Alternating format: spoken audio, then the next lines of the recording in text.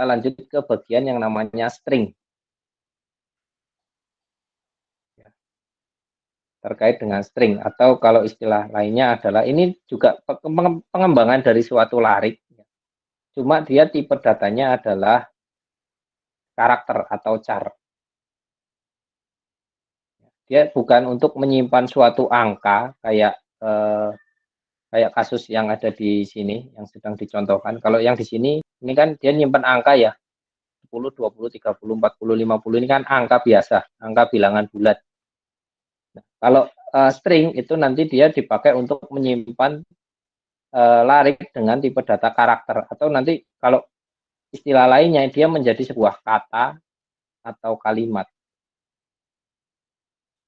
Ya, jadi nanti dia string ini dia akan membentuk sebuah kata atau kalimat atau frase.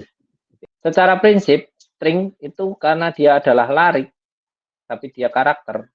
Berarti ketika kita mau membuat string, tipe datanya char, berarti kita di depan kita tambahkan char. Ya. Kemudian kita tuliskan sebuah nama, misalkan saya kasih tulisan kata, gitu ya. Karena dia larik, maka kita perlu menentukan yang namanya ukuran. Misalkan saya bikin ukurannya adalah 5. Ya. Ini sudah disebut dengan string atau larik dari sebuah karakter. Gitu ya. Nah, kemudian kita coba, kita cobakan di program. Oke. Kok latihan soal ya. Yang tadi aja ya. Saya salah ngeklik. Tadi mana ya? Ya, kita langsung ke mengedit yang tadi aja yang sudah kita rubah. Bagaimana menyimpannya di dalam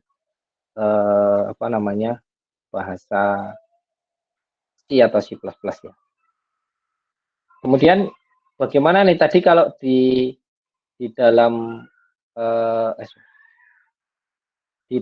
larik biasa atau istilahnya larik integer atau larik float gitu ya. Kita membuat atau menyimpan tulisannya adalah dengan cara seperti ini ya. Nih, kalau saya mau larik berupa angka biasa, pakainya seperti ini. Nah, kalau larik dengan tipe karakter itu agak sedikit berbeda. Ya, kenapa? Karena kalau karakter itu untuk menunjukkan bahwa dia karakter, itu kalian harus menambahkan tanda petik 1 di depan dan di belakang. Misalkan saya mau menuliskan huruf A, gitu ya, itu harus pakai petik depan di belakang ya, dengan A. Nulis B ya petik B. Ya. Jadi misalkan di sini, saya tambahkan aja ya di bawah ya. Misalkan karakter, saya punya variabel namanya kata, menampung 5 huruf, ya. Sama dengan, prosesnya sama dengan kurung kurawal seperti ini, ya. Tetapi untuk membuat dia menjadi karakter, tambahkan petik. Saya mau nulis misalkan kata Alpro ya. Alpro misalkan.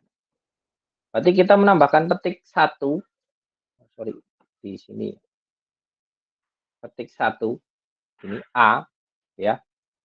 Kemudian ini huruf besar aja misalkan A, kemudian petik lagi P, kemudian petik lagi, oh ini L ya, mau nulis Alpro kok, L gitu ya, petik lagi P, kemudian petik lagi R, kemudian satu lagi petik lagi O.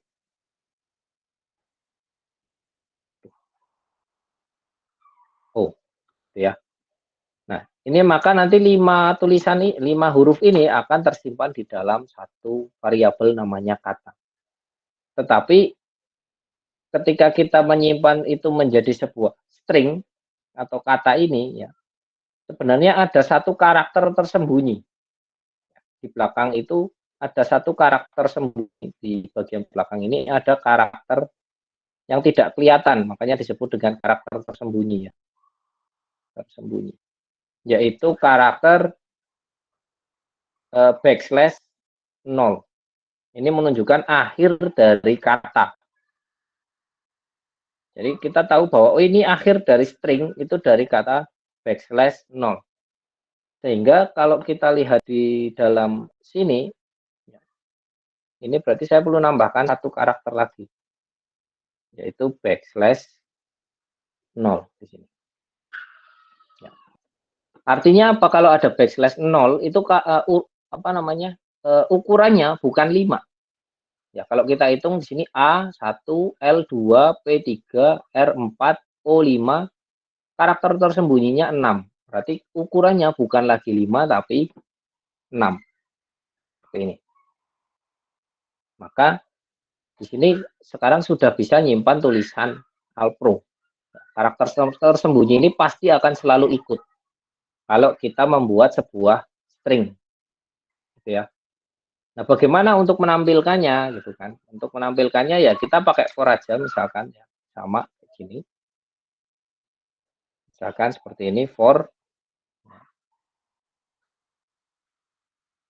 Kemudian di sini saya tulis dengan karena di sini tipe datanya adalah char karakter, maka di printf-nya ini adalah %c.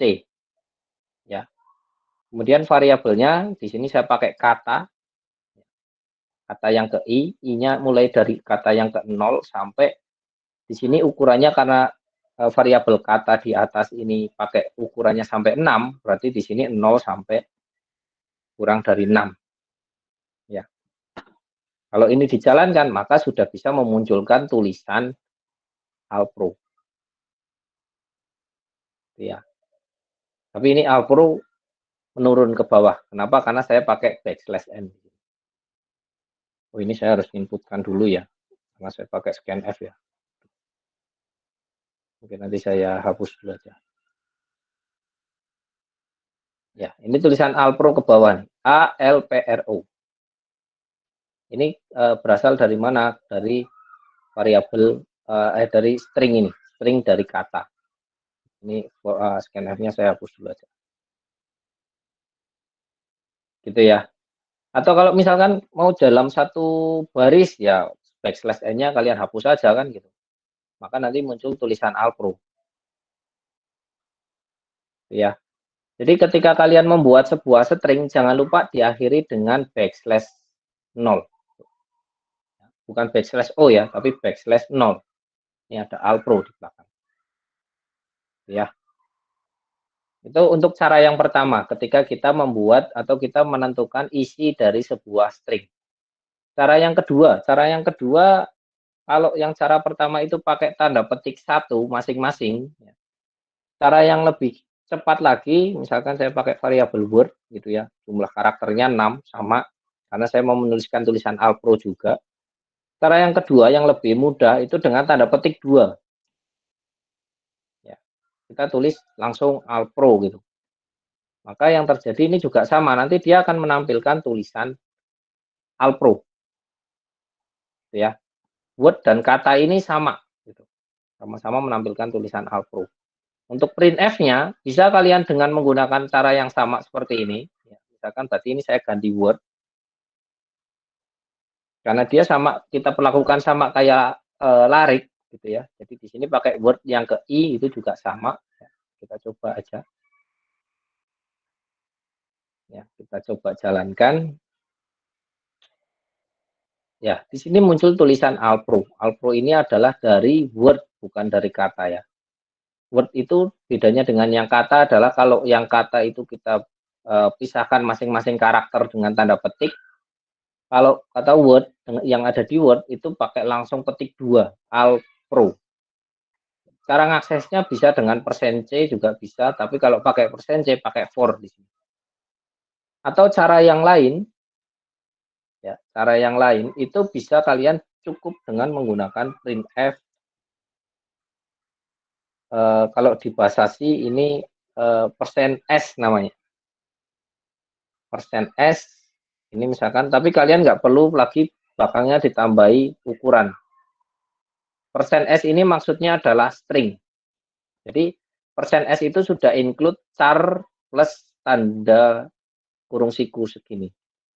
Ya, otomatis gitu. Jadi kita nggak perlu lagi bilang yang ke I, itu nggak perlu. Cukup bilang langsung word gitu, tanpa yang ke berapa itu nggak usah.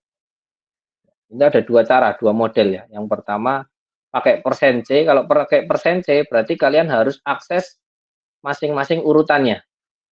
Gitu ya. Makanya di sini perlu menambahkan yang ke I-nya, urutan ke I-nya.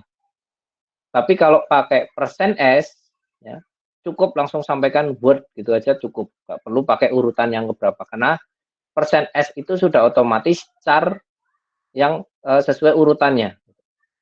Ya, jadi kalau saya tampilkan, nanti kurang lebih tanya sama. Gitu ya. Munculnya tulisan Alpro. Nanti mungkin jajaran jadi Alpro gitu hasilnya. Ya. Alpro yang pertama ini pakai persen %C, ya. Alpro yang kedua ini pakai persen %S. Gitu ya. Jadi ada dua cara kalian membuat sebuah string. Menampilkan sebuah string kalau pakai bahasa C ya. Kalau C++ cukup cout gitu. Cout kalau cout pakai yang I itu otomatis dia akan mengakses persen %E. Kalau pakai cout word aja, berarti pakainya pasti otomatis cout-nya itu pakai persen %S. Gitu ya. Jadi tergantung kalian pakai indeks atau enggak, atau pakai urutan atau enggak. Kalau pakai urutan cout itu berarti otomatis persen %C. Kalau persen %C kalian perlu pakai for untuk menampilkan semua hurufnya. Tapi kalau pakai persen %S nggak usah pakai for, karena itu sudah otomatis tertampil semuanya. Gitu ya. Ini penggunaan string. Kemudian di dalam bahasa C atau C++ itu sebenarnya ada satu apa namanya di sini istilahnya header file ya, yang khusus untuk menangani atau khusus untuk perintah, isinya adalah perintah-perintah untuk me mengolah string ini. Namanya adalah include string.h gitu. Ya, itu nanti kalian cari aja fungsinya, namanya ini ada string.h gitu ya. Silakan dicari aja nanti. Jadi gini. Ya, jadi nanti di situ ada banyak fungsi. Duh, kok nggak mau digeser. Ada banyak fungsi ya. Nanti bisa kalian cek aja itu fungsinya apa aja gitu ya.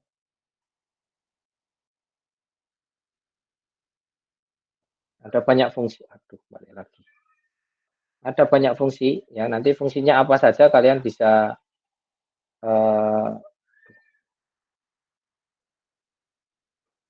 ada banyak fungsi, nanti fungsinya apa saja kalian bisa cek di situ. Ini malah nge-play description-nya.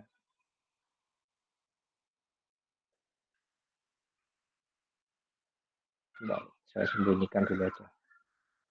Itu ya. Contoh sederhananya yang paling sederhana adalah string length. strlen. strlen. Ini adalah string length. Atau kalau bahasa Indonesianya, bahasa Indonesianya adalah menghitung panjang dari karakter string. Jadi ada berapa karakter sih gitu kan? Kita bisa pakai fungsi string, str length, string length. Nanti dia input hasilnya adalah berupa bilangan integer. Dia akan menampilkan hasil. Misalkan saya tulisan Alpro gitu ya, dia akan kalau saya pakai perintah strlen ini, dia langsung muncul hasilnya berarti 5. Saya contohkan aja nih di sini. Misalkan persen %D gitu ya, saya pakai strlen dalam kurung word. Ini strlen itu bisa diakses kalau kalian sudah menambahkan yang di atas ini string.h ya.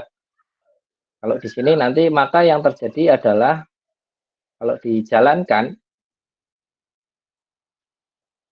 ya, nanti kata word ini akan dihitung berapa karakter, muncul di sini 5. Tapi ini tidak bisa untuk menyelesaikan masalah yang ada di kasus ini gitu. Kenapa? Karena fungsi string length ini hanya untuk menghitung semua karakter gitu. Dia mau sama atau tidak karakternya dihitung sendiri.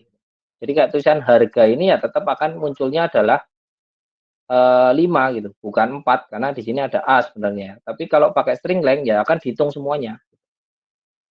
Ya, tapi dia jadi nggak bisa untuk menyelesaikan kasus ini. Nah, tinggal nanti kalian gimana caranya gitu kan, supaya karakter yang sama ini dihitungnya cuma satu. Nah itu, tapi kalian perlu menggunakan yang namanya string. Gitu ya.